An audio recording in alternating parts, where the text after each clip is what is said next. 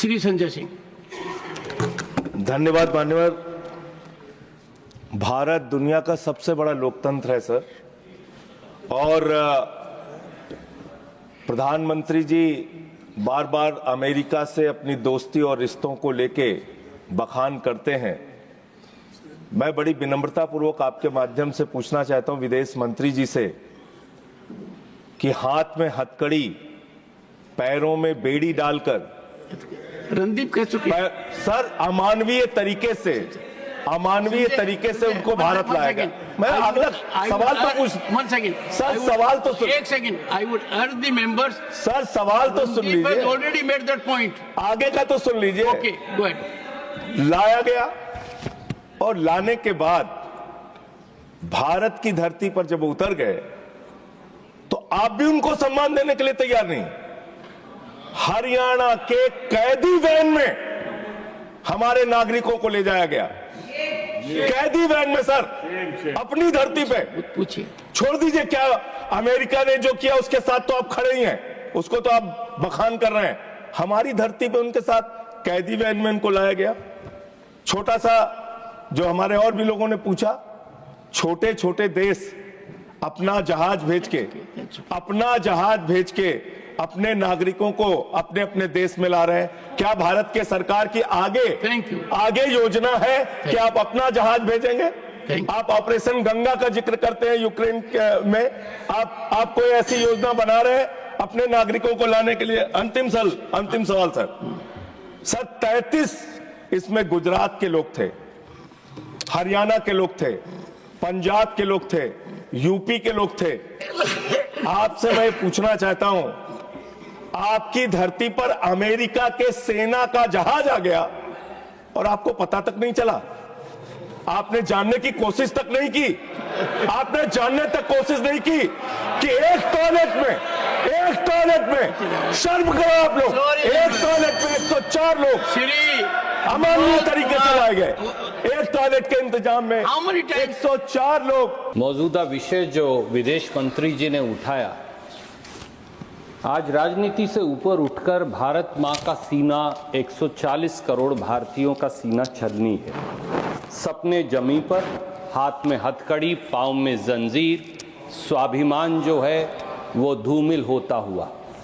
Sir 4 simple clarification माननीय विदेश मंत्री जी से हैं। पहली, क्या सरकार जानती है कि 5 फरवरी को 104 भारतीयों को हाथ में हथकड़ी और पांव में जंजीरें लगाकर, जहां 19 महिलाएं भी शामिल थी, 40 घंटे की यात्रा जिसमें एक टॉयलेट, इस अमानवीय तरीके से उनको जबरन भारत भेजा गया और सरकार चुप्पी साधे रही?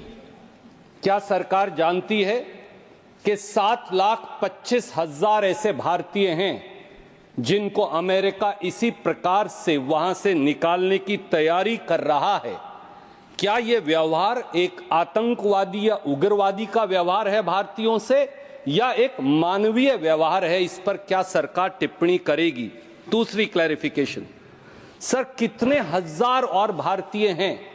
हमने वो तो देखे जो हथकड़ी और जंजीरों में बंधकर आए, हमारे भाई बहन और बच्चे, पर कितने हजार ऐसे भारतीय हैं 7,25,000 में से जिन्हें अमेरिका ने डिटेंशन सेंटर में इसी अमानवीय तरीके से बंद कर रखा है? और उनके क्या हालात हैं और क्या उनको आपने काउंसलर एक्सेस दिया है? तीसरी क्लैरिफिकेशन सर, क्या अब की बार ट्रंप सरकार नमस्ते ट्रंप पर 100 करोड़ रुपया खर्च करने वाली, उनके गले पड़ने वाली सरकार ये समझती है कि ये सब 7,25,000 भारतीय इसलिए गए कि 2 करोड़ रोजगार बार बार हर साल देने का वादा करने वाली सरकार न रोटी दे पाई, न अच्छी जिंदगी दे पाई, और मजबूरन पत्नी के गहने रहन करके एक एकड़ जमीन बेचकर अपना मकान गिरवी रखकर ये लोग वहां गए? अब इनके बारे में सरकार क्या करेगी? चौथी clarification sir, I'll close it then. Thank you. क्या सर, ओनली लास्ट क्लैरिफिकेशन, जब कोलंबिया जैसा छोटा सा मुल्क और उनकी राष्ट्रपति लाल आंख दिखाकर अमेरिका को अब उनके नागरिकों को बेइज्जत और अपमानित करने के बारे में उनको सही मार्ग दिखा सकता है, तो आप क्यों नहीं? वो भी तब जब 1993 में जब हमारे एक डिप्लोमेट के साथ, सर एक लाइन सर, आप क्लोजिंग वन लाइन। प्रोफेसर साहब, ये जानना चाहता हूं, I urge both the professors to win the same vote today. मैं माननीय मंत्री जी से ये जानना चाहता हूं कि ये जो डिपोर्टेशन हुआ है, इससे पहले क्या इस संबंध में आपकी वहां के अधिकारियों से बातचीत हुई थी?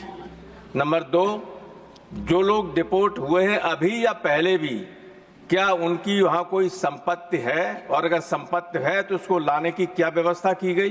क्योंकि मेरी जानकारी में है संपत्ति लोगों के पास, बहुत प्रॉपर्टी है, और now they are being deported. उनकी जो सूची में है उनमें आप पता कीजिए कि कितने लोगों के पास कितनी संपत्ति है और क्या उस संपत्ति को